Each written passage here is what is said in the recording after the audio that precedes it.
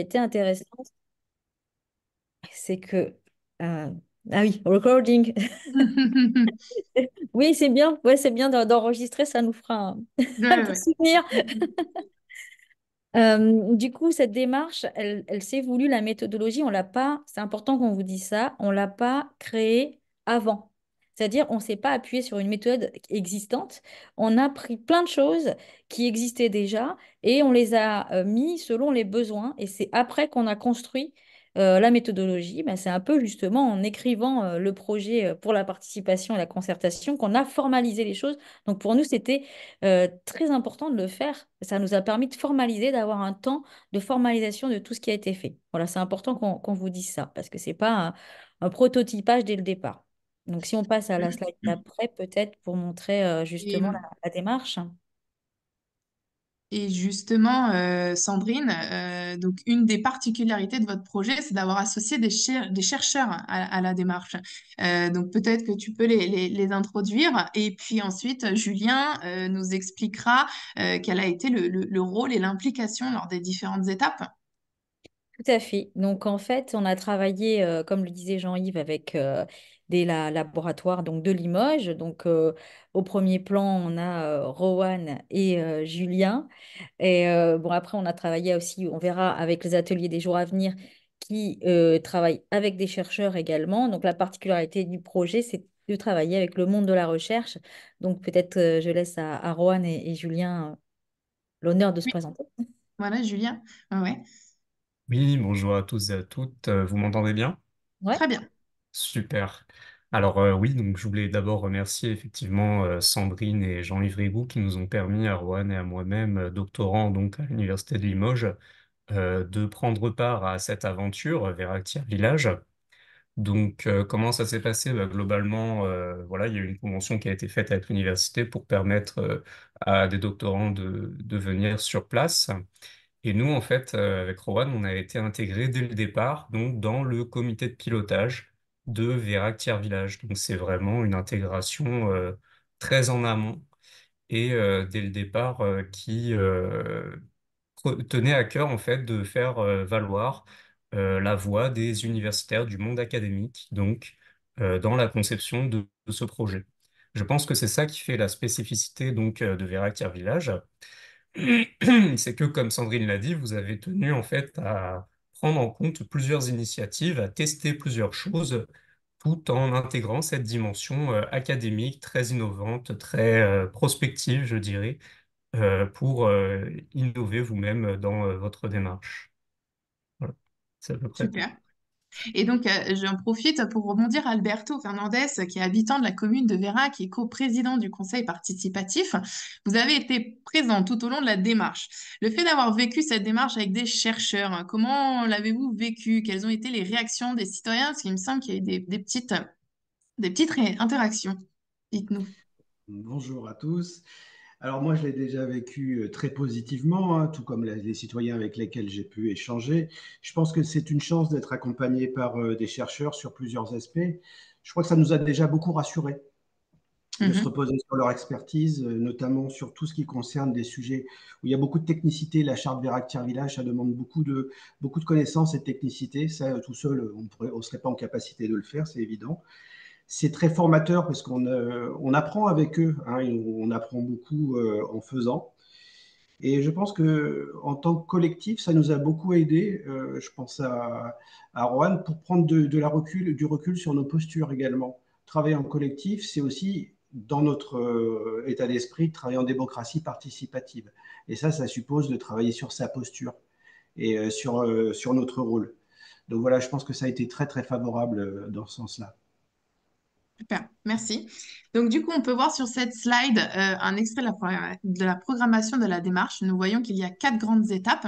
Donc, on va se plonger plus en détail dans les différentes étapes. Et justement, vous avez parlé de Roanne, donc doctorante chercheuse en sciences de l'éducation et de la formation au laboratoire Fred de l'Université de Limoges.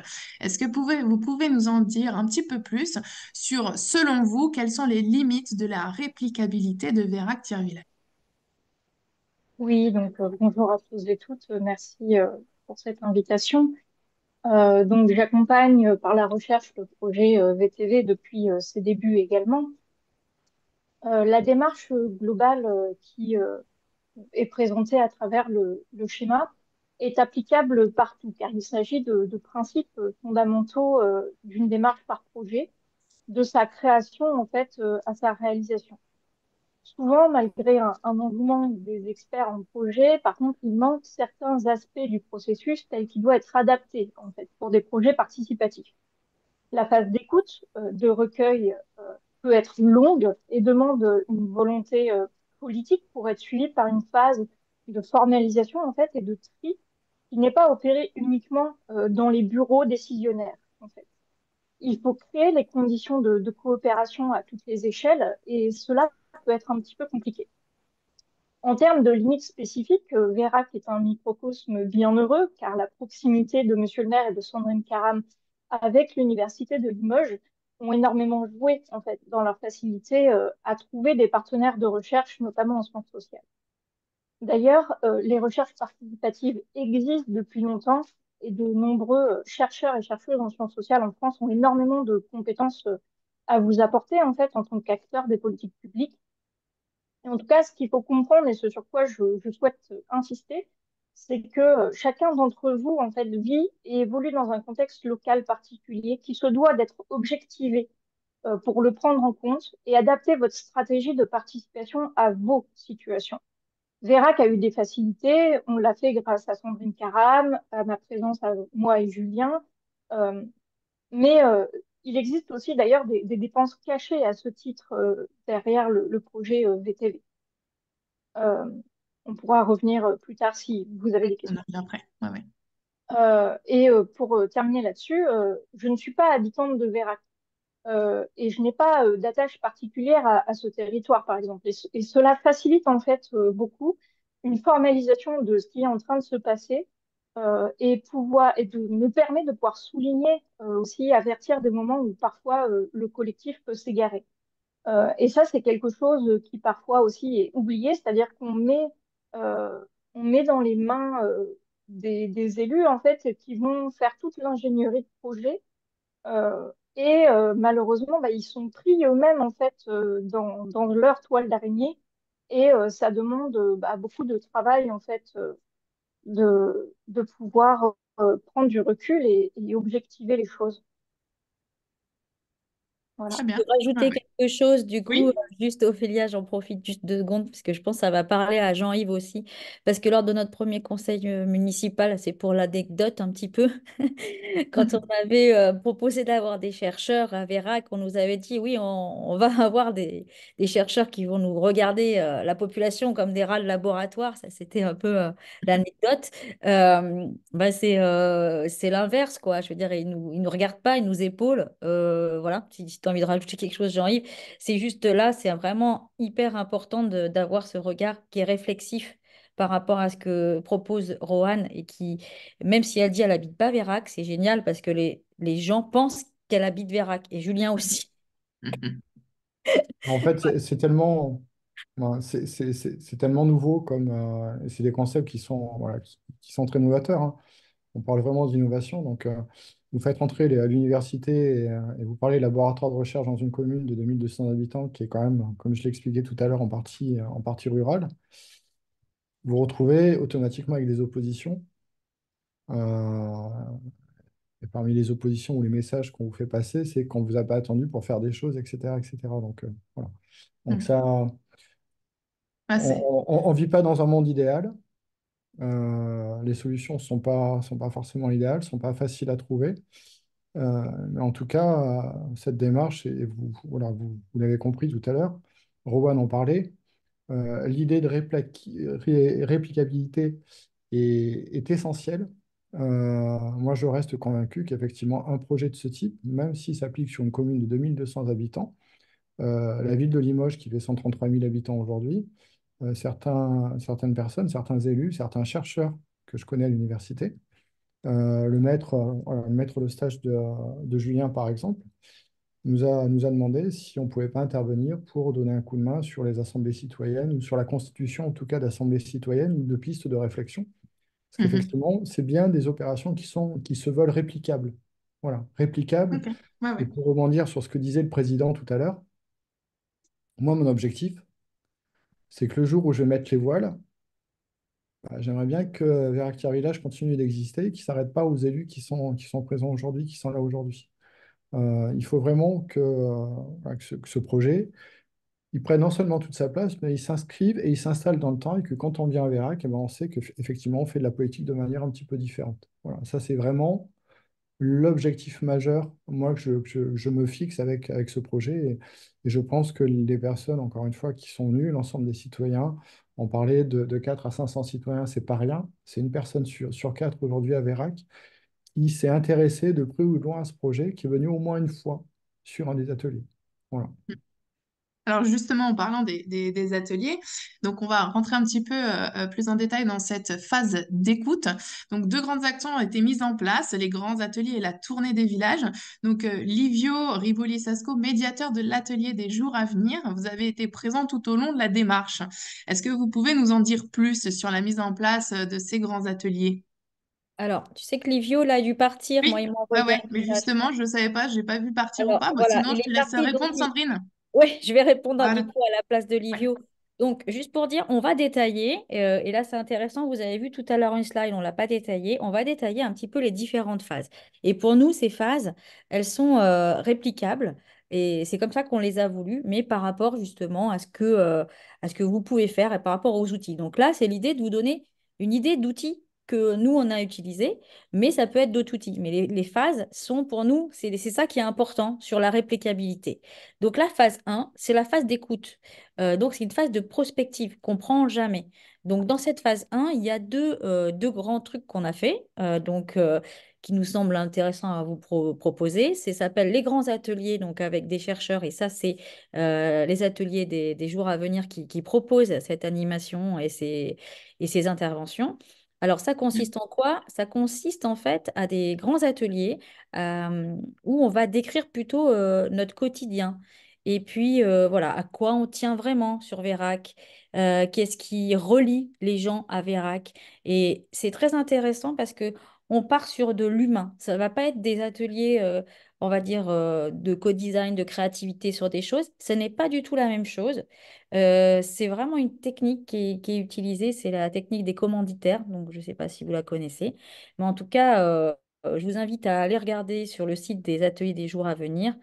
Peut-être on mettra le lien. Et Oui. c'est vraiment une technique très intéressante pour créer du lien. Et d'ailleurs, c'est comme ça qu'on s'est rencontrés avec justement des personnes qui sont présentes et notamment Mickaël. Michael, bah oui, oui, justement, Ah, qui est habitant de la commune de Vérac qui et va membre dire- du conseil participatif, qui a participé à ces ateliers, hein, et justement, il y a eu un impact direct, notamment avec le contact avec vos voisins. Donc, Michael, peut-être vous pouvez nous donner votre ressenti par rapport à le fait d'avoir participé à ces grands ateliers. Oui, tout à fait. En fait, j'ai participé au grand atelier du 9 avril. En fait, c'est comme ça que j'ai découvert un peu le fonctionnement qui se mettait en place en fait dans les villages. Et en fait, pour commencer, déjà le ressenti global que j'en ai eu, effectivement, c'est le fait que tout le monde, enfin, la proximité entre les habitants autour de ces questions qui se présentaient et aussi la volonté d'échanger, comme on peut le voir d'ailleurs sur la deuxième photo, euh, il y avait vraiment plusieurs générations qui étaient là et vraiment cette volonté d'échanger sur l'expérience qu'on avait du village. Après, sur la proximité avec les voisins, effectivement, pour remettre un peu de contexte, je suis arrivé sur Vérac en mars 2021, c'est-à-dire, si je ne me trompe pas, au troisième confinement, ce qui n'a pas aidé parce que du coup, il y avait très peu de relations entre voisins, très peu de relations aussi avec la municipalité.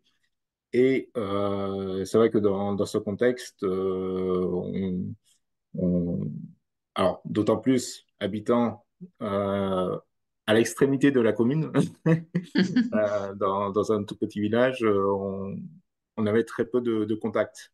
Et effectivement, le fait de participer à ces grands ateliers, ça a permis aussi de découvrir effectivement on avait, enfin, de rencontrer notamment Sandrine qui Mhm. habite juste à Juste proximité. à côté.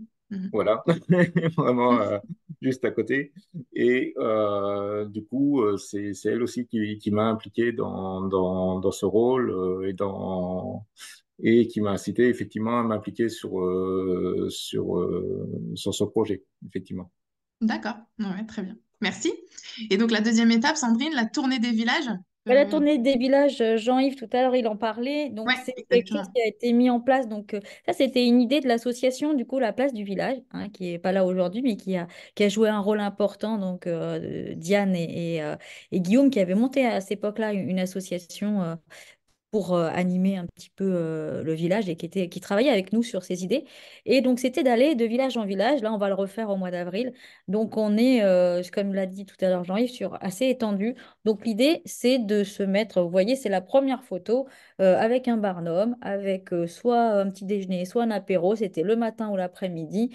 Et là, c'est vraiment une rencontre un peu informelle où voilà, on va discuter. Alors, tout ce qu'il faut dire, c'est qu'à chaque fois, il y a des notes qui sont prises, des choses qui sont prises. Et c'est important, donc à chaque fois dans cette phase d'écoute, de retranscrire les choses. Voilà, c'est ce que je voulais dire. Donc Mhm. là, il y a deux exemples de phases d'écoute, mais on en a fait d'autres, hein. Voilà, Ah les ouais. cafés citoyens, par exemple, c'est des phases d'écoute. Une phase d'écoute, c'est un moment où on va recueillir et on n'est pas en train de dire on va faire de l'idée, on va écouter ce qui se passe et les besoins des personnes sur le territoire. Ok, super. Donc justement là, on passe à l'étape 2, donc la phase créativité et prospective. Je te laisse expliquer plus en détail. Mais du coup, sur la phase créativité, on est plus sur une phase où on va demander des idées. Donc en fait, sur une Mhm. phase d'écoute, ça peut être n'importe quoi. Ça peut être des idées, ça peut être ça va pas avec mon voisin, ça peut être je me sens seule, ça peut être voilà, c'est ça la phase d'écoute. Sur une phase, c'est comme ça qu'on l'a identifié, hein. À la fin, on s'est dit bah, sur une phase un petit peu voilà ce serait bah voilà, non, maintenant on a écouté, maintenant est-ce qu'on peut créer quelque chose, avoir de l'idée et pour ça se projeter. Donc, on a travaillé, c'est à ce moment-là, on a fait une journée qui s'appelle la journée des défis. Le défi, c'était de se projeter dans 30 ans. Donc, on a fait, bon, ça se fait, c'est assez connu, hein, une phase de co-design. Donc là, le codemaker qui a travaillé avec nous sur cette journée. Et également, on a travaillé avec le collectif des localos pour tout anticiper. Et puis voilà, c'est vraiment un moment de collectivité, de collectif. Et donc, il y a aussi dans la phase d'idéation, donc ça, c'est vraiment, on va dire, de la prospective sur 30 ans, mais il y a tout ce qui s'appelle les concertations publiques. Donc, Mhm. vous voyez, ça, c'est pas la même chose. Donc, là, on va se concerter sur un sujet. Donc, on a fait une concertation publique, par exemple, sur comment on veut aménager une rue. Les cafés citoyens, donc les cafés citoyens sur un sujet. Là, c'est pour ça, je mets plein d'idées de techniques, voilà, de techniques d'ateliers d'idéation. Là, vous voyez une petite photo, parce qu'on n'en a pas parlé tout à l'heure, mais Vérac Village, ça inclut aussi un conseil municipal des jeunes, très Mhm. important pour nous. Donc, on a un conseil participatif, mais on a aussi un conseil municipal des jeunes qui marche très, très bien, avec des jeunes très motivés, qui est très bien animé également par la conseillère municipale Charlotte Guéret et plein d'autres collègues hein, qui sont peut-être là aujourd'hui. Et il y a plein d'ateliers aussi d'idéation. On vient d'en faire un il y a 2 semaines avec eux. Et sur le même concept, hein, et les enfants aussi bah, font part de leurs idées, hein. Donc Voilà. justement, il y a une petite vidéo. Alors bien évidemment, on va vous la relayer après. C'est une vidéo qui dure 5 minutes. Donc l'idée là, c'est juste d'avoir un petit aperçu. À nous, je pense que tu peux avancer. Voilà, hop, si tu peux la lancer en cliquant voilà sur le lien, nickel. Pour voir un petit peu, pour que vous voyez un petit peu l'ambiance. Donc là, en plus, c'est un des lieux que vous allez voir qui est un peu emblématique à Vera, qui s'appelle le Mât-Martin.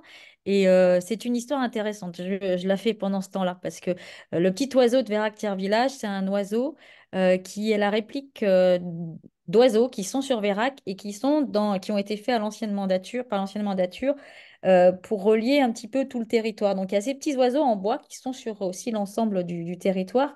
Et le Mât-Martin, c'est aussi un lieu important puisqu'il a été co-construit avec les citoyens de Vérac. Il y a de ça 40 ans. 40 ans. Voilà. Et donc, c'est quand même un lieu qui avait été acheté par des citoyens, fait par les citoyens. Donc, voilà, vous allez voir ce lieu emblématique.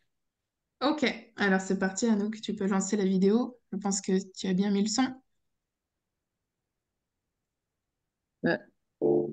C'est bon, on entend. Parfait. Le projet Vérac Tiers Village, l'association La Place du Village représente la partie citoyenne. Et à ce titre, elle comporte le projet avec la mairie. On va dire, il a commencé avec un désir de construire un tiers-lieu. Ça a commencé il y a un petit moment. Donc, Là, je refais un peu ce qu'on a dit tout à l'heure, hein. Vérac, en lui-même, est un tiers-village. Donc, un espace, on va dire, de citoyenneté. L'idée, c'est de, on réussisse à fédérer l'ensemble des énergies, à construire tous ensemble un projet pour la commune, permettre aux citoyens de s'impliquer encore plus et que ce soit pas juste les politiques qui mettent en place les projets, mais que ça vienne vraiment du citoyen. Déjà, je trouve que c'est super parce que c'était assez hétéroclite. Il y avait un petit peu de tout âge. Donc, ça, c'est super chouette d'avoir toutes ces personnes. Ensuite, ça m'a permis d'échanger sur d'autres idées avec des idées bien concrètes. Et ça, c'était appréciable. Ça, c'est des choses que j'ai. Voilà. Et il y avait une super ambiance. Tout le monde était vraiment positif. Donc, c'était chouette. Et là, je fais une intervention, je croque les gens sur cette journée et voilà, je fais un petit peu de dessin. Dans l'objectif, il faudrait que je fasse un petit peu que je rende un petit peu lisible des idées qui vont être dites dans la journée. Donc, je vais essayer de les illustrer.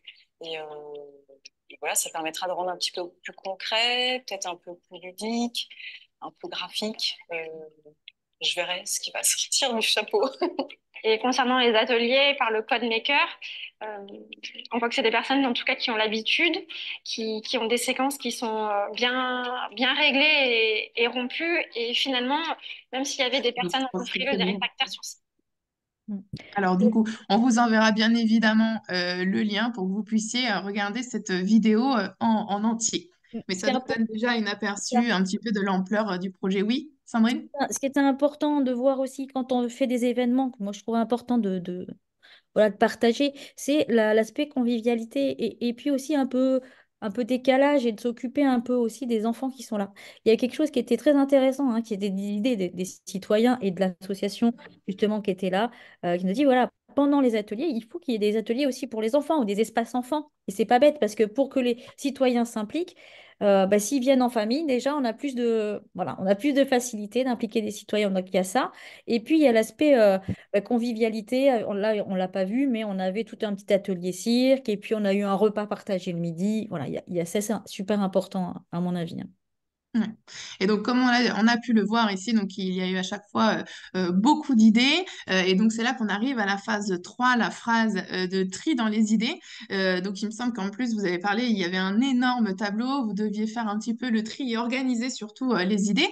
Donc, Julien, doctorant à l'Université de Limoges, est-ce que vous pouvez nous expliquer comment vous avez fait pour prendre en compte l'ensemble des idées, maintenir l'application de l'ensemble des parties prenantes? Car, comme l'a dit Sandrine, il y a eu beaucoup de parties prenantes dans le projet, notamment le CMJ. Est-ce que vous pouvez nous en dire plus, notamment la création du conseil participatif, il me semble, Julien? Oui, c'est exactement ça. Alors moi, j'aimerais revenir d'une manière un peu plus large sur à partir de quel moment est-ce qu'on décide d'institutionnaliser une procédure de démocratie participative. Parce que vous l'avez dit, vous avez eu donc des initiatives qui ont permis de faire émerger des idées. Et l'idée, en fait, dans la suite logique, c'était de comment on fait pour concrétiser ces idées. Et Mhm. c'est là qu'intervient en réalité le processus donc d'institutionnalisation. Alors, j'aimerais revenir sur ce qu'on entend par institutionnalisation. Donc, au sens large, il s'agirait simplement de reconnaître, de formaliser, si vous voulez, l'existence d'un changement dans le processus décisionnel d'un organisme, d'une structure, qui va permettre de prendre en compte la participation citoyenne. Et cette institutionnalisation, en réalité, elle s'est faite, donc vous l'avez mentionné, avec la création du conseil participatif. Et donc moi, j'aimerais simplement revenir sur qu'est-ce qui permet de favoriser une institutionnalisation de la démocratie participative. Alors pour moi, il y a trois critères qui ont joué. Donc, le premier critère, c'est le critère organique, puisque vous l'avez dit, donc Véractir Village, c'est une initiative de la commune, c'est-à-dire d'une institution déjà existante en réalité. Cette institution, elle a un caractère spécifique parce que c'est une institution politique. La commune, elle est compétente pour prendre des décisions dans le champ de ses compétences qui sont définies par le législateur. Ça constitue un point fort, puisqu'il existe déjà un processus donc décisionnel auquel vont pouvoir participer les habitants. Mhm. Mais cela constitue également un point faible. D'abord parce que la commune s'inscrit dans un cadre normatif déjà très exigeant, et donc il s'agit d'abord de trouver le bon fondement juridique pour créer une institution démocratique participative. Alors le choix qui a été fait ici, c'est de prendre l'article L 2143-2 du Code général des collectivités territoriales, qui est relatif au comité consultatif qui permet en réalité d'instituer une instance participative de manière très souple, puisque le Code général des collectivités territoriales impose simplement que cette instance soit présidée par un membre du conseil municipal. Mais il faut savoir que cet article donc, se situe dans le livre 2 du CGCT, qui est relatif aux communes, mais il existe exactement le même article dans le livre 5, qui est relatif, lui, aux EPCI, à l'article L 5211-49-1. Voilà. Et de manière plus large, toutes les collectivités pourraient instituer un Mhm. conseil participatif sur le fondement de l'article L 131-1 du Code des relations entre le public et l'administration, qui lui est un fondement normatif très général pour la participation citoyenne. Voilà.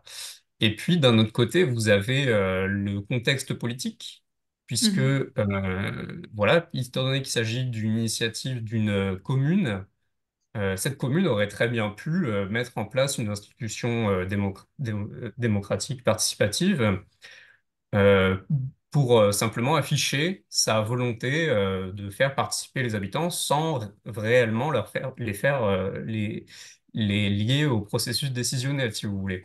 Et donc, dans Mhm. ce cas-là, on aurait eu une simple instrumentalisation de la démocratie participative citoyenne, ce qui, heureusement, n'était pas le cas des élus de Vérac, mais tout de même, cela peut constituer un point faible du point de vue du critère organique. Le second critère, me semble-t-il, est le critère temporel, puisque comme on l'a dit, on sortait donc des grands ateliers, de tournées des villages, et donc on avait eu plein d'idées. Vous avez parlé d'un tableau, effectivement, donc on a eu toute cette formalisation des idées dans un tableau avec une présentation de chacune des idées ensuite au sein du conseil participatif devant les élus, donc qui a été faite par les habitants membres du conseil participatif. Et donc, si vous voulez, temporellement, l'institutionnalisation de ce conseil s'est faite dans la suite logique Mhm. de l'apparition de ces idées. Donc, le critère temporel qui veut que on ne commence pas par l'institutionnalisation, mais l'institutionnalisation vient une fois finalement qu'on a déjà des idées citoyennes et qu'on se demande comment on fait pour les mettre en œuvre. Et puis, le dernier critère, me semble-t-il, qui découle du second, c'est le critère de la composition citoyenne, le critère participatif, puisque, si vous voulez, une fois que les habitants de Vérac aient émis leurs idées, ils attendaient qu'une seule chose, c'était de pouvoir les concrétiser. Et donc, lorsqu'on a proposé l'institutionnalisation du conseil participatif, eh ben, on a pu aussi capter des personnes qui étaient déjà Mhm. parties finalement dans tous les grands ateliers qu'il y avait eu, dans la tournée des villages, tout ça. Et donc, ça a Ok. été très facile d'institutionnaliser ce conseil participatif de ce fait-là. Voilà. Alors, Mhm. comme l'a dit Rohan, hein, ces critères-là ne sont pas forcément réplicables partout, parce que vous avez déjà des formes de démocratie participative qui se passent de toute forme d'institutionnalisation. Hein. Je pense notamment à des collectifs citoyens, tout simplement, qui ne se formalisent même pas sous une forme associative. Mais vous avez tout de même voilà, ces trois critères qui ont joué là pour Vérac et qui, je pense, sont favorables à une institutionnalisation de la démocratie participative citoyenne. Mhm. Ok. Voilà. Ouais. Et justement, Monsieur Marc Papinutti, président de la CNDP, on a parlé tout à l'heure sur la charte. Euh, Monsieur Alberto Fernandez, qui est habitant de la commune de Vérac, je le rappelle, est coprésident du conseil participatif. Vous avez et vous continuez d'être impliqué dans cette charte. Du coup, d'un point de vue citoyen, quel est votre ressenti et comment cette charte a-t-elle été accueillie par les habitants? Alors, nous sommes beaucoup d'acteurs à travailler ensemble. Je pense au conseil municipal des jeunes, on en a parlé tout à l'heure, le conseil Mhm. municipal, les associations, les différentes commissions municipales. Et il est important pour travailler en synergie d'établir des règles de fonctionnement partagées et co-construites par tous. Mhm. Là, au niveau de la population, comment ça a été accueilli, on est vraiment au niveau du balbutiement de la construction de la charte aujourd'hui. Mais il faut Ouais. savoir que tout ce que l'on va entreprendre, ce sera fait en concertation avec la population. C'est-à-dire toutes les informations, tout ce qu'on va présenter, ça sera concerté avec eux. Voilà, je peux vous en dire beaucoup plus pour le moment. C'est vraiment que le début. Ok. Donc, du coup, c'est le début, mais on arrive à la phase 4 sur la slide suivante avec les mises en œuvre. Donc, on va découvrir les actions qui ont pu être mises en place. Donc, Michael, habitant de la commune de Vérac et membre du conseil participatif, pourriez-vous nous dire concrètement qu'est-ce qui s'est passé? Donnez-nous des exemples de mise en œuvre. Et puis, Sandrine aussi, je te laisse aussi compléter avec Michael. Alors, au niveau de la mise en œuvre, ce qu'on a pu constater, enfin ce qui est ressorti de toutes ces concertations, c'est notamment le besoin de réhabiliter en fait l'ancien bâtiment du commerce du Coq qui avait disparu. Et au travers de toutes ces concertations, donc, nous avons amené euh, enfin, nous soutenons plutôt un projet en fait de réhabilitation de ce magasin, Mhm. euh, enfin de cet espace plutôt. Oui. On a aussi, donc, comme on l'avait évoqué un peu plus tôt dans ce webinaire, notamment plusieurs tiers-lieux à réaménager. Je crois que Sandrine va y revenir sur une slide suivante. Oui. On a aussi le City Stade que nous avons où nous avons effectué des actions citoyennes, notamment aussi avec le conseil municipal des jeunes qui ont participé à l'élaboration de cela, avec la création notamment d'un escalier. Je ne sais pas s'il apparaît dans cela. Si c'était sur la slide suivante, mais en même Je temps, on crois le juste, repère pas oui, ici. oui, Ouais. oui, Mais c'est je m'avance peut-être un petit peu, oui, non, non, il n'y a effectivement. pas de suite, pas de suite. Et également, alors j'ai plus toutes les actions en tête, si on peut revenir éventuellement sur la précédente, mais également aussi on a effectué avec le avec la municipalité, donc l'élaboration d'un livret d'accueil pour les nouveaux habitants de la commune, alors qui s'est étendu aux 3 dernières années du fait du confinement, et ce qui m'a permis notamment d'y participer à la fois en tant que nouvel habitant, mais aussi en tant que membre du conseil participatif. Euh, Mhm. Après, sur les autres actions, donc, on a pu aussi notamment mettre en place des systèmes d'entraide avec notamment les commandes groupées en matière de chauffage, notamment pour les commandes de granules, de fuel, Mhm. qui existaient d'ailleurs notamment déjà dans certains endroits de la commune, notamment à la barre, où ça avait été mis en place avec Alberto, si je ne me trompe. Voilà pour les quelques actions euh, qui ont été effectuées. Juste un Ok. petit rappel, Ophélia, si on Ouais. revient juste sur la slide précédente, c'est important parce que en fait, on est là pour faire le lien aussi entre le conseil municipal, les idées des citoyens. Ce qu'il faut se dire, c'est que dans une mandature, il y avait donc un programme, il y avait des idées. Et en fait, ce qui s'est passé, c'est quand on a recueilli tout ça, toutes ces idées, on a fait avec le conseil participatif de l'époque un point avec les élus pour dire voilà, il y a des idées. Donc, il y a eu un gros travail bah, d'écriture, d'architecture, pour dire, il y a ces idées, est-ce qu'il y a quelque chose qui a déjà été prévu, etc., etc. Donc, ça permet aussi d'affirmer soit des idées qui avaient déjà été émises par les élus. Donc, on a dans la continuité de tout ça, hein, donc par exemple, voilà, tout autour, là, il y avait maison médicale, tout autour du médical. Donc là, Jean-Yves il pourra en parler longtemps, mais c'est vrai qu'il y a ce besoin qui est identifié là sur Vérac qui est important. Mais par exemple, on avait déjà identifié aussi au niveau de l'accueil, mais il n'y avait pas cette idée de livret d'accueil, de choses qui concrètes à mettre en place. Oui, ça s'est concrétisé. Ça, c'est super intéressant. Et par exemple, le lieu modulable aussi. Donc, on a pris un des items, et c'est pour ça qu'on passe à la slide d'après, sur le lieu multifonction modulable, parce qu'à ce moment-là, il arrive un moment où on a cette opportunité euh, avec l'ancien COP, et on se dit, bah, qu'est-ce qu'on va y faire? Donc, au lieu de se dire, voilà, qu'est-ce qu'on y fait, nous, en tant qu'élus, etc., tout seul, on a repris les idées, on se dit, voilà, est-ce qu'on peut faire des choses là-dedans? Et puis, on a été accompagné aussi par Limoges Métropole, qui nous a aidé à faire cette phase, donc vraiment de mise en action, dire comment on va concrétiser quelque chose qui a émergé donc, dans la journée des défis et qui revient après avec le conseil participatif, etc. Voilà un petit peu où on en est arrivé ici, qui est un exemple assez concret donc là de mise en place et qu'on aimerait concrétiser donc un projet d'un café à restaurant multiservice. Ça paraît pas original, hein. L'originalité, c'est qu'on est avec les idées de nos citoyens à la base et qu'on l'enrichit et qu'on a refait autour de ça quelque chose. Et potentiellement, c'est peut-être le café du coin aussi qui remonte plutôt que de recréer quelque chose. Là, voilà. Donc, on est toujours dans cette porosité, on va dire. Ok. Et il me semble que depuis que la démarche a été récompensée au trophée, la Véractière Village évolue. J'ai entendu parler de Véractière Espace. Est-ce que, Sandrine, tu peux nous en dire un petit peu plus?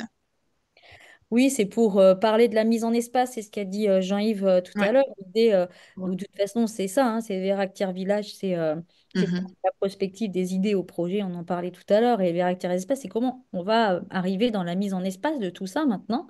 Et on Mhm. se rend compte qu'en fait, on a plusieurs espaces qu'on pourrait justement, donc dans l'idée maintenant, c'est d'aller concrétiser tout ça, ce qui n'est pas une mince affaire, mais on Mhm. va, on va essayer d'aller au charbon pour concrétiser dans la mise en espace, non pas sur un seul tiers-lieu, mais de voir comment on peut avoir un tiers-espace multisite et de se Mhm. dire, voilà, là, on a cet espace de lien social pour créer enfin, voilà, ce café-restaurant multifonction. Il manque aussi un commerce, etc.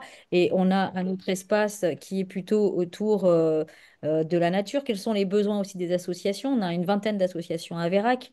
Donc, derrière, on a besoin aussi de ranger le matériel des associations. Il y a beaucoup de vie ici.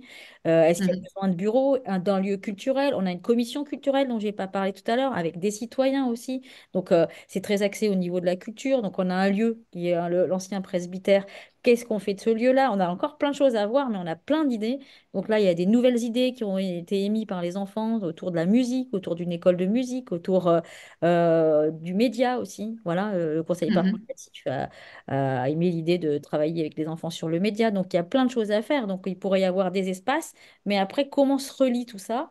Et là, on est en train, là, vous avez devant vous une association qui est en train de se créer, qui émane des citoyens. Donc, on a fait samedi une réunion avec un collectif de membres actifs, de futurs membres actifs de cette association qui va être constituée donc le 10 avril pour pouvoir voir comment on anime ces différents lieux, coordonner ces lieux et puis réfléchir à tout ça, quoi.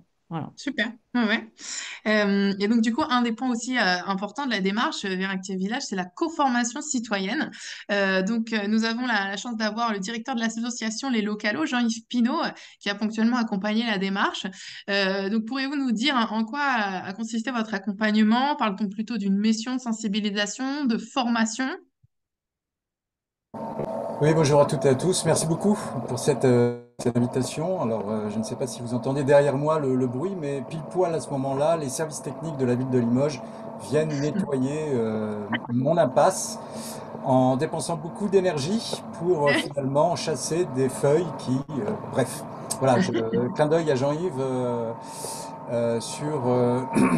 sur cette manière d'aller vers une sobriété qui pourrait être encore plus grande, me semble-t-il. Bref, en fait, au niveau des localos, c'est une association nationale, on a une centaine de membres, on regroupe des réseaux assez importants du développement local, l'UNADEL, l'Association des maires ruraux de France, et puis récemment des communes adhérentes, peut-être un jour Vérac d'ailleurs. Voilà, on a un vrai projet associatif avec des outils qu'on inscrit plutôt dans le champ de l'éducation populaire. Deux outils principaux. Le premier, c'est chaque année, mais tout au long de l'année, ce qu'on a appelé la Nuit de la démocratie et des territoires, qui sont en fait des entretiens de personnalités autour de thèmes qui nous semblent être importants pour nous, citoyennes et citoyens, de se saisir, pour mieux comprendre ce qui se joue sous nos yeux. Et donc, on a eu l'occasion d'être invité par le conseil municipal de Vérac pour évoquer un travail de 30 ans d'âge dans une petite commune à côté de Mulhouse, Kingersheim, par Joe Spiegel, qui a mis en place avec ses collègues et avec les habitants de la ville une expérience de 30 ans sur la démocratie locale, en essayant de construire, d'institutionnaliser cette démocratie locale, comme le dirait Julien. Donc,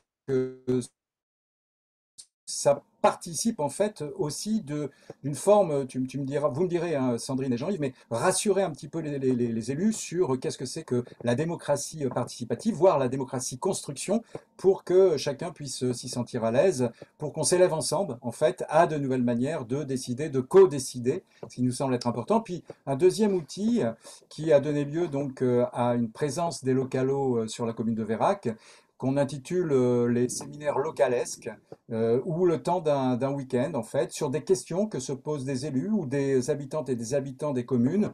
On pose nos valises. Quand je dis on, c'est des membres bénévoles qui viennent d'un peu partout de la France, qui sont membres des localos, et qui réfléchissent avec les habitantes et les habitants sur les questions qu'ils se posent, sur leur devenir. Voilà. Et donc là, en l'occurrence, nous étions l'année dernière à Vérac sur cette idée de se projeter et d'imaginer comment finalement on habite, on réhabite, on habite mieux finalement notre territoire et notre commune.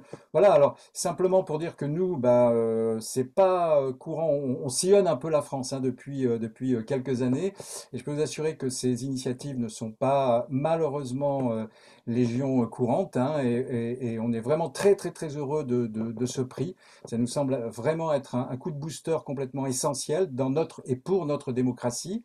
Et donc de dire, ce projet-là, finalement, nous, il nous intéresse particulièrement parce qu'on veut même aller plus loin au niveau des localos. On veut expérimenter ce qu'on appelle le comité local de transition. On veut expérimenter le PAX, qui serait une feuille de route, un plan d'action communale, sociale et écologique. Bref, donc c'est un exemple en or qu'il va falloir se saisir pour justement rendre cette initiative réplicable pour l'essaimage. On va dire, on a quelques demandes d'ailleurs en attente, mais on a aussi, je trouve, des enseignements très très forts au niveau de cette démarche qui s'inscrit dans le temps. C'est important de le souligner, vous l'avez dit, Jean-Yves l'a dit au tout début, mais moi je trouve qu'il y a vraiment cette dimension humaine qui est essentielle. D'abord, l'attention du conseil municipal par rapport aux habitantes et aux habitants, l'attention des habitantes et des habitants sur leur mode de vie, sur leur milieu de vie, la créativité. C'est quand même extraordinaire de dire aujourd'hui, voilà, vous allez participer à dessiner ce que vous avez envie de vivre ou ne plus vivre sur votre commune de manière créative. On est dans un processus, on n'est pas dans une procédure. La recette, la mayonnaise, tu l'indiquais Sandrine tout à l'heure, ça s'est fait en marchant avec des ingrédients qui existaient. Voilà, et ça crée du processus, ça crée de la créativité. Puis enfin, c'est quand même la nécessité de l'interconnaissance. On travaille mieux ensemble, on a une conscience du collectif, du commun. Quand on se connaît, c'est beaucoup plus simple. Une éducation, voilà, en marchant. Une éducation, y compris au niveau de l'institution. Et puis, en fait, moi, je pense que ce qui est extraordinaire, c'est que vous avez permis, et merci pour eux, et merci pour tout ce que vous avez fait, à ce que chacune et chacun peut être auteur de sa commune. Mhm. Merci pour ces précisions. Et du coup, j'en profite au niveau de cette co-formation citoyenne, notamment Roanne, donc, qui, je le rappelle, est doctorante chercheuse en sciences de l'éducation et de la formation. Est-ce que vous pouvez nous expliquer quel a été votre rôle durant la démarche et selon vous, quelle est la posture idéale pour un chercheur dans un projet d'une telle envergure? Alors, il y a deux questions en une et Ouais. je vais essayer d'aller vite. Donc, mon rôle dans la démarche, en fait, il a varié selon les moments et les besoins qui surgissaient. Parce qu'au début, j'ai surtout été dans une démarche d'observation afin de comprendre, en fait, les dynamiques qui s'enclenchaient, les méthodes des ateliers des jours à venir. Euh, et, euh, et j'ai pu, en fait, être un regard extérieur qui aussi pose des questions qui ont permis à plusieurs reprises de clarifier des objectifs, des temporalités, parfois des tensions. J'ai été un pont aussi entre la fin de la prestation des ateliers des jours à venir concernant les enquêtes citoyennes qui avaient été mises en place à la suite des grands ateliers et qui ont ensuite été repris par les citoyens. Et en effet, avec Julien et Sandrine, comme ils l'ont dit précédemment, c'est nos échanges en fait et nos regards de chercheurs aussi qui ont permis la formalisation du conseil participatif transitoire parce qu'il n'était pas prévu à l'avance en fait. Il nous a semblé pertinent à un moment T d'envisager, suite aux grands ateliers qui se sont déroulés sur le terrain, de formaliser ce conseil. Euh, voilà, beaucoup de choses se sont élaborées en co-construction constante. J'ai apporté des choses en termes de dynamique de groupe aussi et des points de vigilance euh, voilà, fréquents dans les logiques participatives. Et il est nécessaire, en tout cas, dans ces moments, de vraiment faire attention à prendre le temps de donner aux citoyens l'espace nécessaire à l'élaboration de leurs pensées, en fait. Mais pourquoi est-ce qu'on est là? Pourquoi est-ce qu'on est ensemble? Qu'est-ce qui nous réunit? Quel sens a notre engagement, en fait, dans le conseil, à la fois pour nous-mêmes et pour le collectif? Ce sont Super. des étapes qui doivent intervenir, en fait, et qui ne sont pas à négliger en termes de dynamique. Et personnellement, en tant que chercheuse, j'ai aussi conduit des entretiens individuels qui ont permis en fait à chaque personne de prendre du temps hors collectif pour poser son engagement et objectiver en fait ce que lui apporte ou non ce dispositif. Et ça permet donc de faire attention aussi aux personnes et à leur dynamique personnelle par rapport au collectif, et ainsi de prévenir des tensions, des conflits pourraient être, qui pourraient ne pas être objectivés. Euh, Ah, oui, oui. bah ouais, du coup, il y a deux questions en une, donc j'ai pas tout à Ouais, fait ouais, ouais, c'est un petit peu, fini, ouais, désolée. avec le temps, c'est un petit, ouais. Euh, En tout cas, en termes de formation, ce dispositif, il amène vraiment beaucoup de choses. Et si il y a des questions, on pourra toujours revenir dessus ou voilà, il n'y a pas de souci. Euh, on n'arrive pas en disant aux personnes, venez apprendre à être citoyen, en fait. Ça n'aurait pas de sens. Par contre, en effet, comme le disait Jean-Yves Pinault juste avant, enfin, c'est l'expérimentation de la démocratie participative, en fait, qui va amener de nombreux changements et aussi des nouvelles compétences. Euh, voilà, pour vous citer quelques exemples, pour les citoyens, ça va être l'apprentissage des connaissances institutionnelles, les fonctionnements des collectivités territoriales, mais aussi des compétences qui sont très inégales socialement, comme des capacités d'abstraction ou des capacités à animer un groupe, en fait. Ainsi que bon nombre par exemple, de compétences numériques nécessaires au projet collaboratif. Super. Et la posture, il y avait une question dans le chat. Est-ce que je peux prendre le temps d'y répondre? Oui, oui, Euh, oui, comme ça, c'est oui, oui, oui, oui.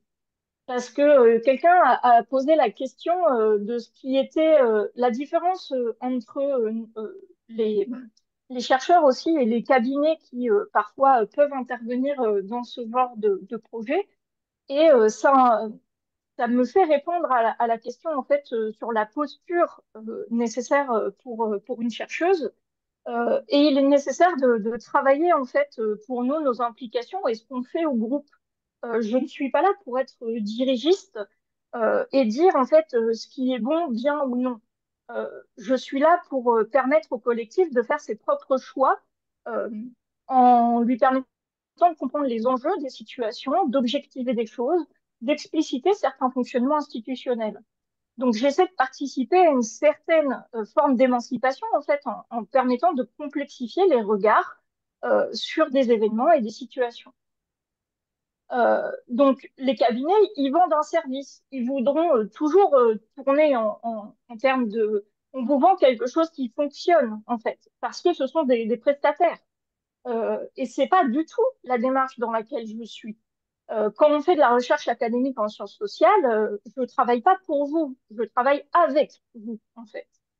Et donc, on va co-construire des choses quand souvent les cabinets prennent en charge toute l'ingénierie, en fait, et, euh, et ne sont généralement pas toujours très au point sur qu'est-ce que ça va induire comme posture et comme méthodologie de créer de la participation à toutes les échelles, en fait.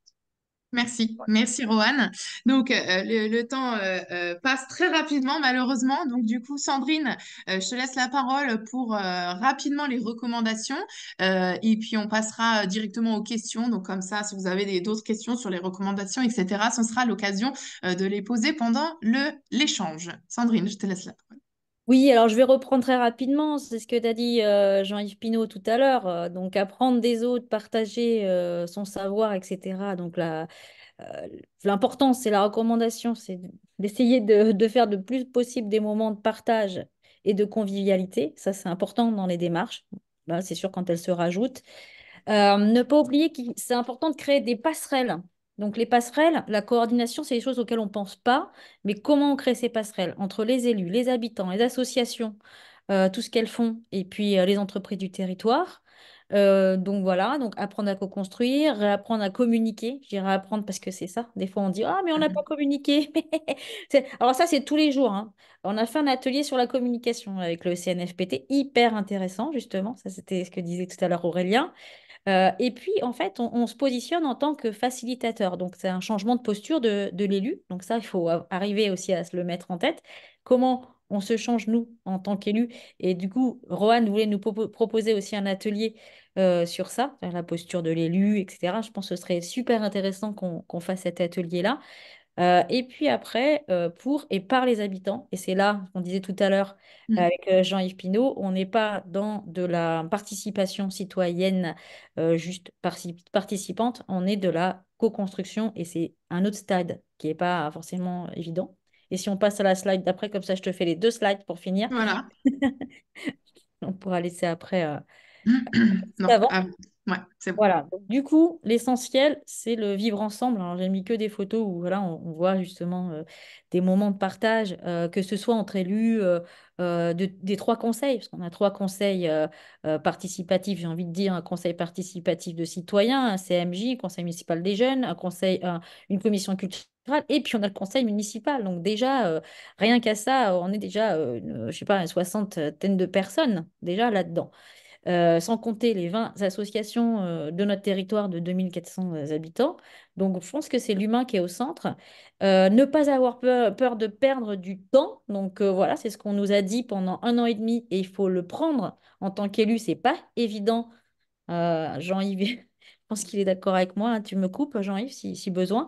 Mais je pense que c'est important de prendre ce temps. Et la première année, c'est sûr que les gens ils disent ah, mais vous foutez rien, ça sert à rien, ce projet, il ne sert à rien en fait. Ben oui, parce qu'on observe, on écoute. Et c'est pas quand on écoute, vraisemblablement, les gens ne pensent pas qu'on soit en action. Accepter donc le changement de posture, amener du cadre, et ça c'est important après, recadrer les choses, donc pour avoir quelque chose de construit et d'avoir une liberté dans ce cadre. Ça c'est ce que Julien nous a pas mal apporté. Et puis tester le maximum d'outils parce que c'est pas un outil qui est important, c'est de mettre le bon outil sur le besoin, en fait, hein, de trouver vraiment les trucs qui sont adaptés aux situations. Donc, juste peut-être, voilà. Si... Merci, merci. Donc en fait, on va passer donc aux questions. Donc l'idée là, c'était d'avoir vraiment une représentation de l'ensemble des parties prenantes. Donc on est maintenant un petit peu juste au niveau du temps, mais n'hésitez pas donc à poser les questions. On va commencer et répondre.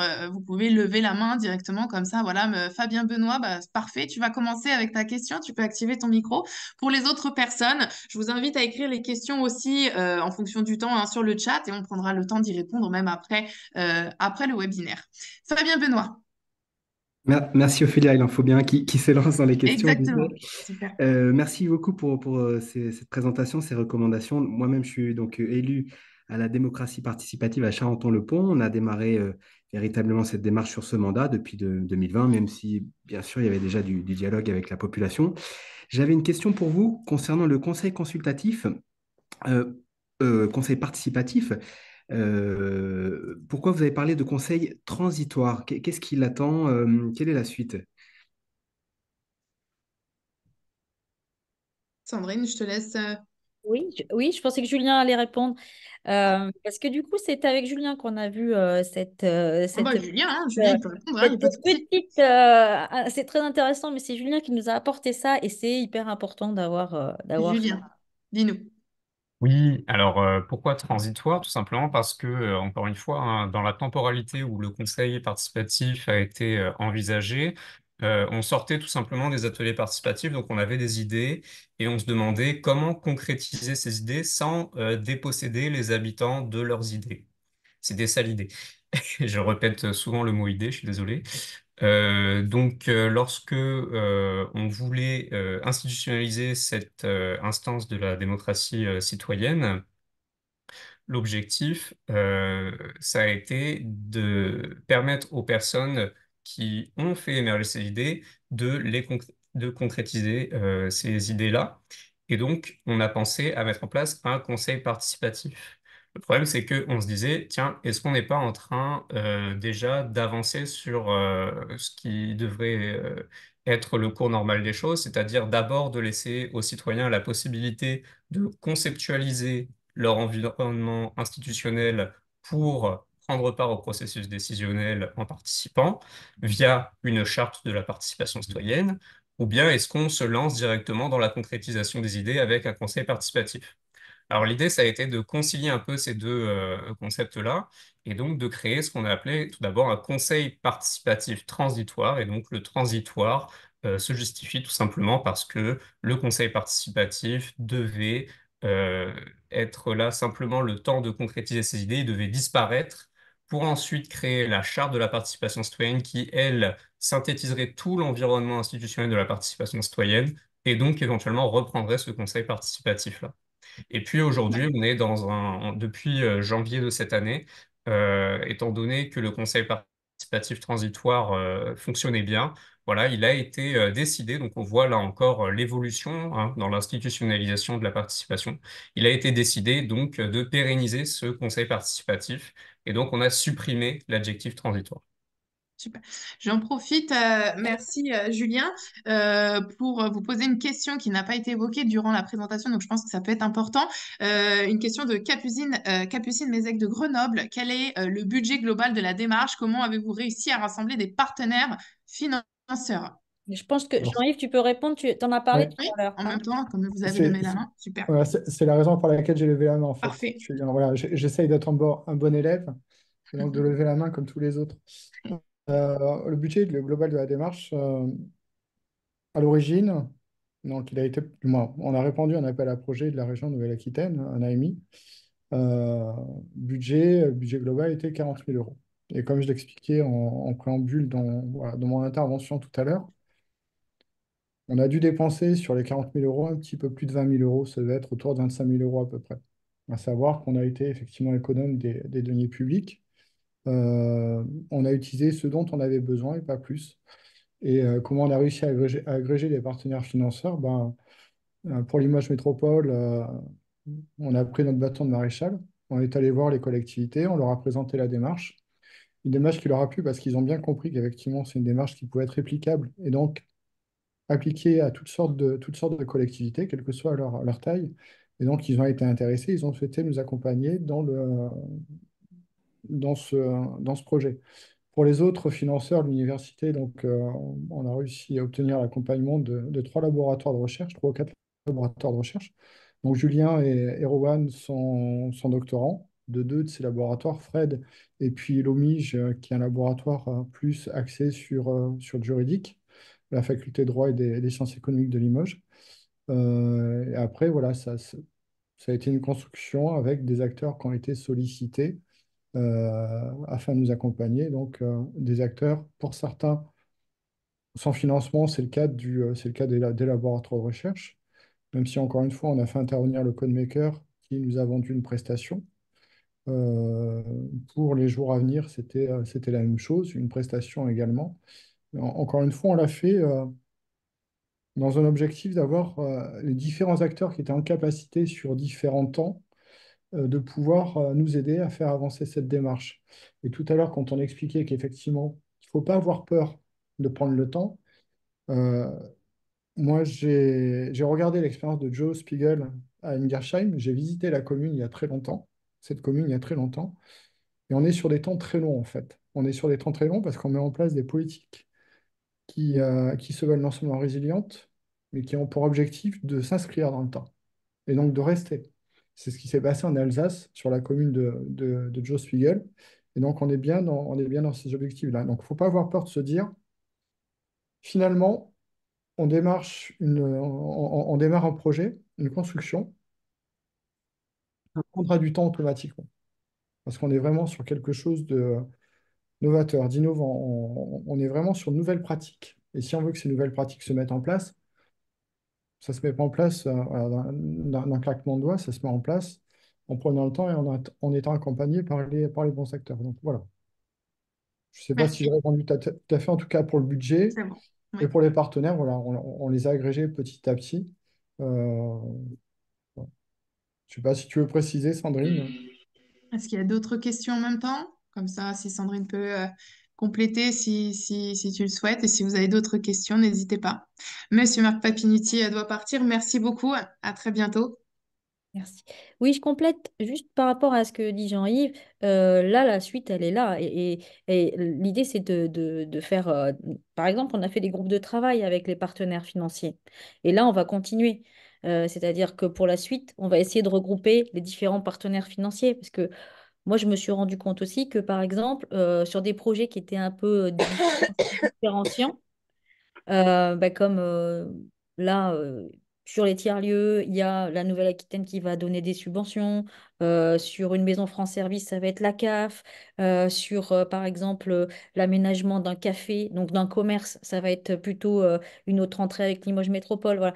Donc, en fait, la difficulté, elle va être de regrouper tout le monde, de dire, voilà, c'est comment on peut, vous, en tant que partenaire financier, voilà, nous, la charte, comment on a travaillé avec les habitants, comment on peut avoir de l'aide. Parce que ça, c'est un peu la difficulté du truc. Et quelque part, il y a beaucoup, là, je voyais une réaction tout à l'heure dans le chat des cabinets, justement, Mm. d'expertise. Hein, et voilà, heureusement qu'il y a des cabinets qui appuient sérieux.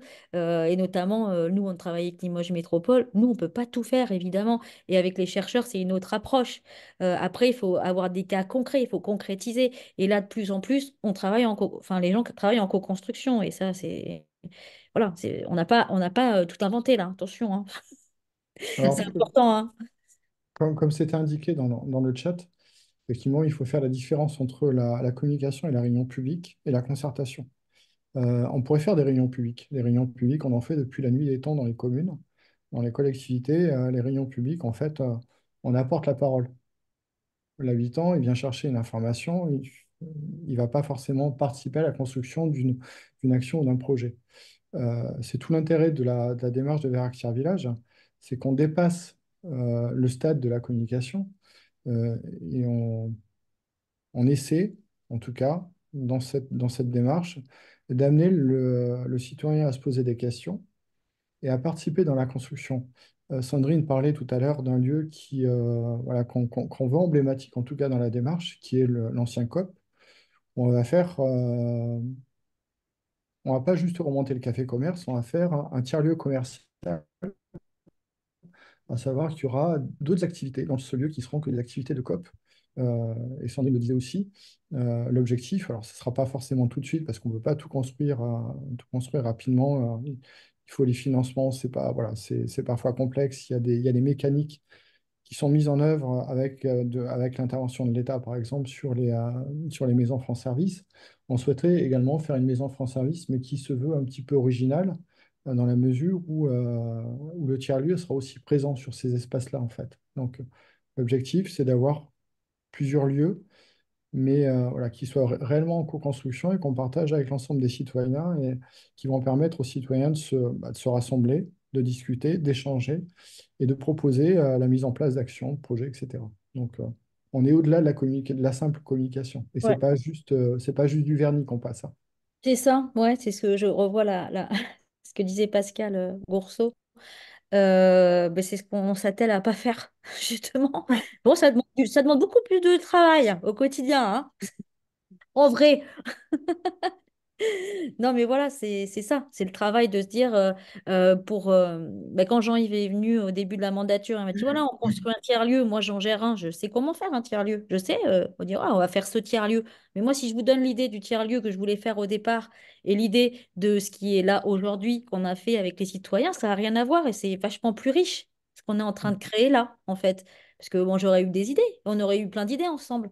Mais Ouais. en fait, là, c'est très, très riche, quoi. C'est-à-dire que au lieu de se dire, ah, tiens, on va prendre le presbytère, c'est ce qu'on avait hein, au départ, hein, rappelle-toi, Jean-Yves, et puis on va faire ça là, bah là, on est en train de se dire, ah ouais, mais ce lieu-là, il sert à ça, mais ça, on peut pas faire ça aussi. Et là, ce lieu-là, eh bien là, il y a ça et ça, ça. Et en fait, Ouais. là, on va voir comment tout va se concrétiser, mais c'est.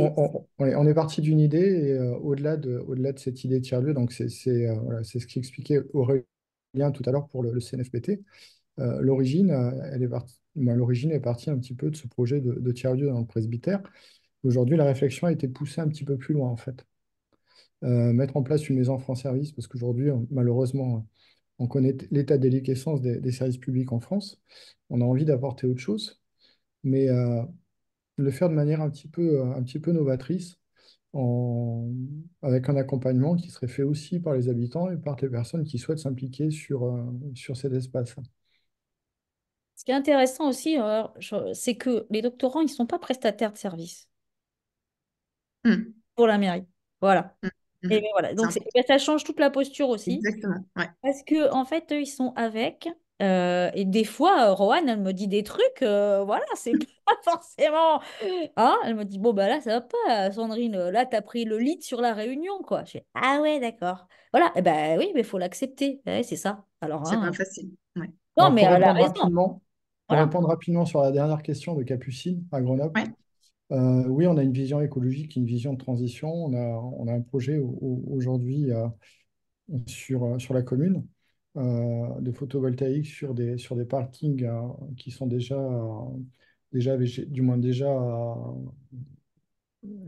pas sur des friches, mais sur des parkings qui sont typiquement acceptable pour qu'on puisse mettre en place ces panneaux. On n'a pas encore, voilà, on est vraiment à la genèse du projet. Par contre, il y a eu un projet d'éolien. Et là, on a tenu à le présenter à la population. Les élus n'ont pas pris de décision. Et on avait prévu une réunion justement et un échange avec la population sur ce projet-là. Et puis, entre-temps, il se trouve que la société a laissé tomber, a abandonné. Du coup, voilà. On n'a pas été plus loin, mais on a bien une vision de transition.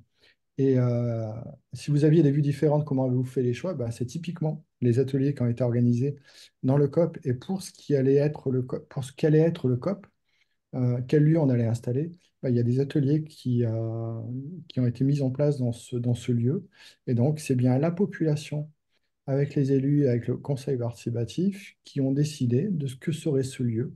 Donc, on est parti de deux ou trois idées différentes pour finalement retenir une idée, mais c'est bien une idée des personnes qui étaient présentes et qui ont participé à ces ateliers.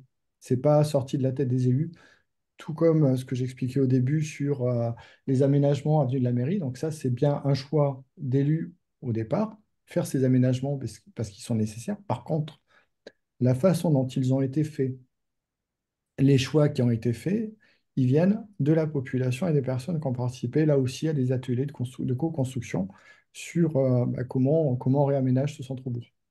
Donc on est vraiment dans, voilà, Et la, c'est pas de la communication, on est vraiment dans la concertation.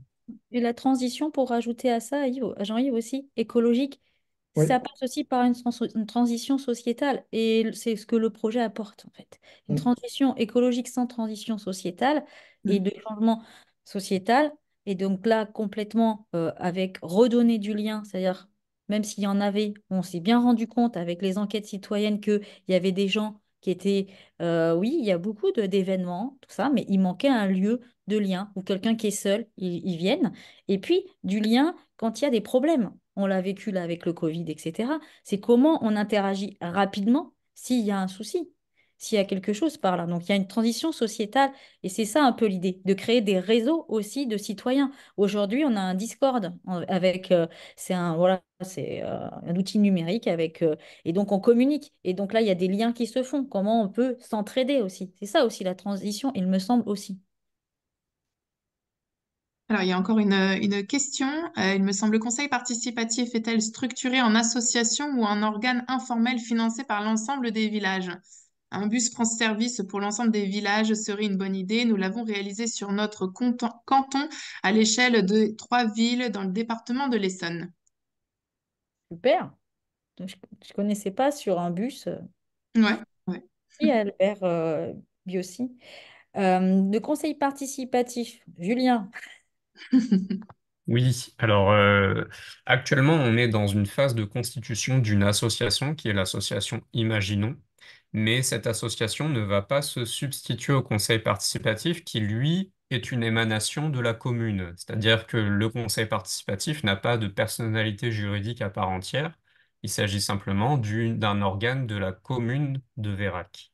Mais à côté de ça, on a eu donc le sentiment qu'il était nécessaire de créer une association, donc ici une entité détentrice de la personnalité morale de droit privé cette fois-ci, donc, pour mettre en œuvre certaines activités, notamment d'animation de la vie communale pour voilà, créer, renforcer le lien communal, développer des échanges qui nécessitent notamment d'engager des fonds. Parce que le conseil participatif de Vérac n'a pas de fonds propres, il fonctionne avec le budget de la commune. Donc voilà, et l'association devait permettre d'engranger plus de fonds pour développer les actions en faveur des habitants. Merci. Si vous voulez ajouter peut-être quelque chose, Sandrine et Jean-Yves, sur l'association.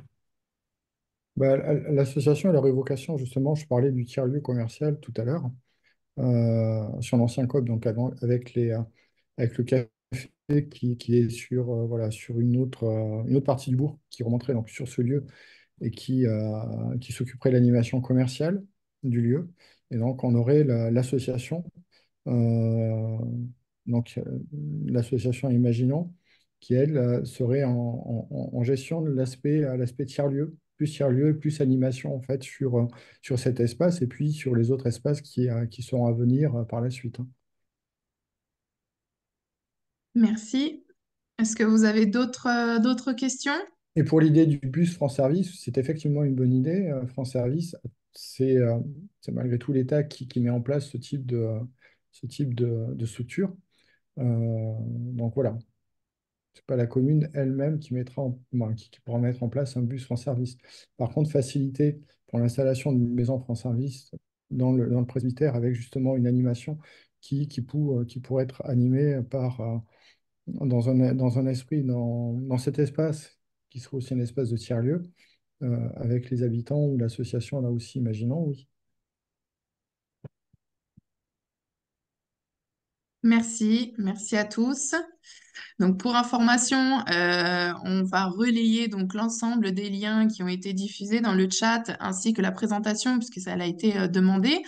Donc pour toutes celles et ceux qui se sont inscrits via le lien, donc nous avons les emails, donc nous pourrons transmettre toutes les informations. Et puis sinon, je vous laisse Sandrine, Monsieur le maire, transférer toutes les informations, celles et ceux que vous pensez. Voilà. Est-ce qu'il y aurait d'autres questions? Merci beaucoup, merci à vous tous. Pour rappel, un petit peu en avant-première, nous allons faire un autre webinaire donc sur la session des webinaires. Non, c'est la slide d'avant, Anouk, voilà, sur un accueil digne des migrants en Europe en partenariat avec l'OIDP. Ça sera fait je pense, vous avez un petit peu la date en avant-première, le 26 avril. Et puis, sinon, on pourra se rencontrer lors des prochaines rencontres européennes de la participation avec les inscriptions sont toujours ouvertes. Voilà. Entre-temps, si vous avez des questions ou pas, n'hésitez pas. Après, le temps est écoulé, mais n'hésitez pas à revenir vers nous. On transférera les questions pour que vous ayez une réponse. Voilà, je sais pas si vous Ben, un voulez. grand merci en tout cas à Ophélia aussi qui a préparé tout ça. Merci beaucoup. Bah, merci à vous pour votre temps surtout. Et merci aussi à vous, monsieur le maire, d'avoir pris le temps de rester avec nous, répondre aux questions et pour toute votre belle démarche. Merci à tous. Et puis, bien Merci, évidemment, merci à vous. aux citoyens hein, Citoyens d'avoir pris voilà, leur après-midi pour être avec nous exactement. Ouais, aussi. ouais, ouais. Bonne journée À à tous. bientôt, Mickaël. Merci. Merci Au beaucoup. revoir, merci. Merci, Au merci à vous revoir. tous. Au Au revoir, revoir. à bientôt.